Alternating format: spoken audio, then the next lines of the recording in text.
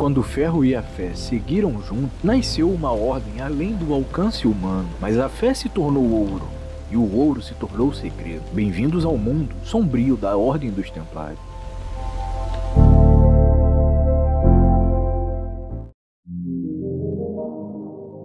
Os pobres soldados de Cristo e do Templo de Salomão, conhecido principalmente como Cavaleiros Templários, foram uma ordem militar de fé católica e uma das ordens militares mais importantes do cristianismo ocidental. Eles foram fundados em 1118 para defender os peregrinos a caminho de Jerusalém, a terra sagrada, com a sua sede localizada no monte do Templo de Salomão, e existiam por quase 2 séculos durante a Idade Média. Oficialmente endosados pela Igreja Católica por decreto como uma bula papal do Papa Inocêncio II, os Templários se tornaram uma instituição de caridade favorecida por toda a cristandade. Cresceram rapidamente com números de membros e poder. Os Cavaleiros Templários, em seus distintos mantos brancos com uma cruz vermelha, estavam entre as unidades de combate mais habilidosas das cruzadas. Eles eram proeminentes nas finanças cristãs. Muitos de seus membros não combatentes, que representavam até 90% da sua ordem, administravam com uma grande infraestrutura econômica. Eles desenvolveram técnicas de finanças tão inovadoras que foram basicamente os precursores dos bancos que nós conhecemos hoje, criando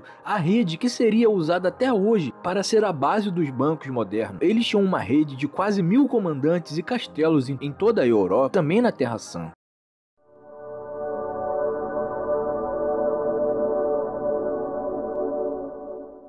Na madrugada da sexta-feira 13 de outubro de 1307, o rei Filipe IV mandou prender os Templários. O mandado de prisão começava com as palavras: Deus não está satisfeito, temos inimigos da fé dentro do reino. Alguns historiadores também acreditam que a suposta cultura pop que diz que a sexta-feira 13 é uma sexta-feira amaldiçoada, além do filme que a gente tem também, que fez com que as pessoas assimilassem mais isso, vem justamente dessa época, de outubro de 1307, quando o rei Filipe IV mandou prender os Templários, dando o surgimento da data amaldiçoada. A mando do Filipe IV da França, foram feitas falsas alegações que durante as cerimônias de admissão dos Templários, os recrutas eram forçados a cuspir na cruz, negar a Cristo e se envolverem em beijos indecentes entre si. Os irmãos também foram acusados de adorar ídolos. Essas alegações contêm tropos de também semelhanças com as alegações feitas contra as etnias perseguidas pelo reino franco da época também, como os judeus, hereges e bruxas acusadas de heresia. Essas alegações afirmadas para os Templários foram altamente politizadas, sem nenhuma evidência real. Ainda assim,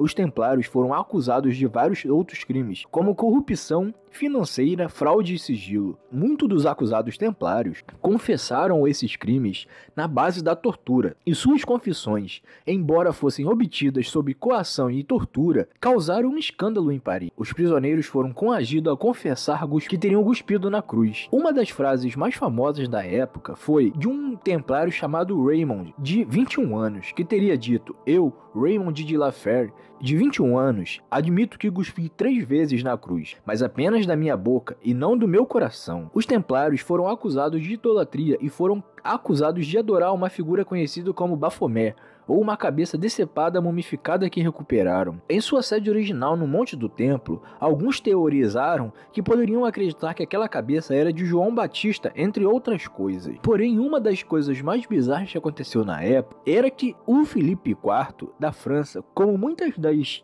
desgraças que aconteceu na história da humanidade desde o surgimento do Reino Franco, tem a ver com o fato de Filipe IV estar extremamente endividado com os Templários. Como eu já havia falado antes, os Templários eram extremamente habilidosos com empréstimos de dinheiro e eram o maior banco da época medieval. Filipe IV, em sua guerra louca contra a Inglaterra e também depois de perder inúmeras batalhas contra a Inglaterra, estava extremamente endividado com o Banco Templário. E uma das formas que ele conseguiu, ou que ele pensou em conseguir, de se livrar dessas dívidas, seria acusando a Ordem dos Templários de heresia, coisa que a igreja não aceitaria de forma alguma. Filipe IV, depois de completar toda essa heresia absurda e ter declinado a maior ordem militar cristã da época e que salvou basicamente a Europa Ocidental de não ter sucumbido de fato ao islamismo, depois dele cometer essa heresia absurda, ele ainda ameaçou ao Papa Clemente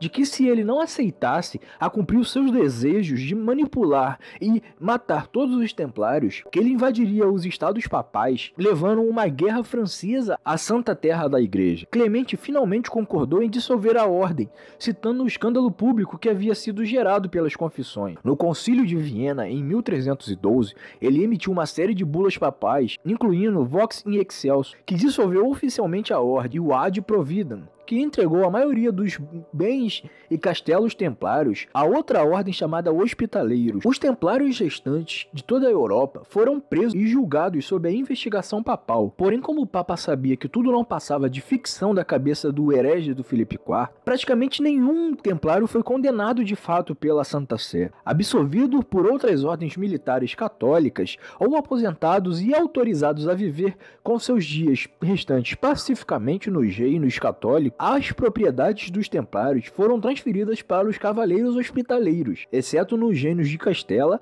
Aragão e Portugal, com Portugal sendo um dos primeiros reinos da Europa onde se estabeleceram os templários durante a sua criação, ocorrendo apenas 2 ou 3 anos após a fundição da Ordem dos Templários em Jerusalém. E os mesmos também tendo presença durante a concepção da criação de Portugal. O rei português Dom Dinis I recusou-se a perseguir também os antigos cavaleiros, como haviam ocorrido em alguns outros reinos europeus que tinham forte influência do herege Filipe IV. Sobre a proteção de Portugal, as organizações templárias simplesmente mudaram seus nomes de Cavaleiros Templários para a reconstituída Ordem de Cristo, e também para uma Ordem Suprema de Cristo da Santa Sé paralela. Ambas são consideradas sucessoras espirituais dos Cavaleiros Templários.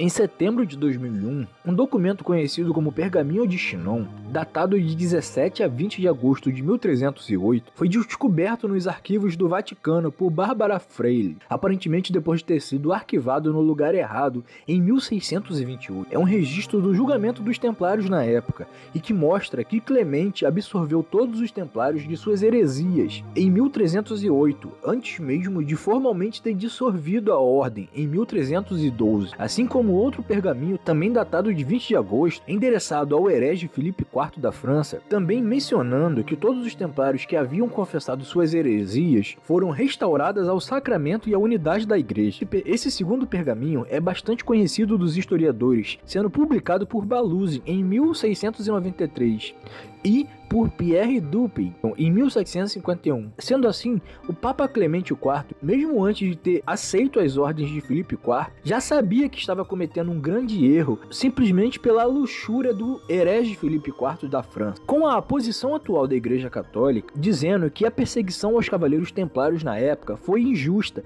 e que nada estava inerentemente errado com a ordem ou seu governo, e que o Papa Clemente V foi pressionado em suas ações pela magnitude do escândalo público gerado pelo herege e também pela influência dominante do rei pecaminoso sobre a Europa da época.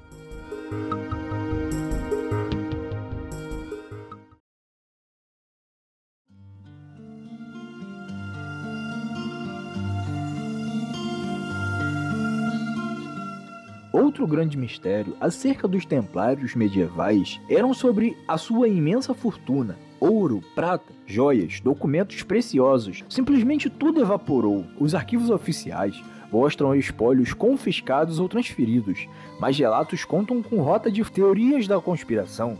Dizem que os templários poderiam ter levado o tesouro para Portugal ou a Escócia, que o tesouro deles continha até mesmo artefatos sagrados, como o Santo Graal, a Arca da Aliança e até mesmo o segredo proibido do mundo, apesar de nada disso ter sido comprovado historicamente. O que mais contribui para isso é que quando o herege Filipe IV mandou seus homens invadirem o Templo de Paris dos Templários, eles não encontraram nada.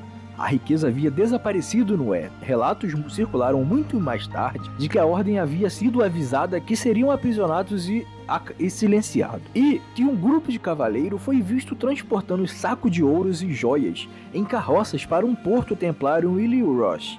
Lá, a frota teria zarpado com o tesouro em destino à Inglaterra e nunca mais teria sido visto. Mas como o tesouro templário poderia ter acabado fora da Europa ou até mesmo na própria América? Então, para onde foi? Entramos num reino fantasioso agora, com todos os tipos de teoria. A riqueza incluía artefatos inestimáveis encontrados sobre o Templo de Salomão em Jerusalém. Os navios subiram as costas britânicas e acabaram na Escócia. Alguns argumentam que um grupo de templários zarpou até o Conde Orkney, chamado Henry Sinclair, e que Sinclair havia dado aos templários antigas rotas vikings de navegação, de que o seu caminho levava até o Novo Mundo, e lá eles enterraram seus tesouros e relíquias, quem sabe até mesmo o Santo Graal, onde hoje é a Nova Escócia. Outro argumento para toda essa fantasia ou mistério, possamos dizer assim, é de que toda essa noção de tesouro templário coincidiu com a romantização dos piratas no século XVIII e mais especificamente ainda durante o século XIX. Além disso,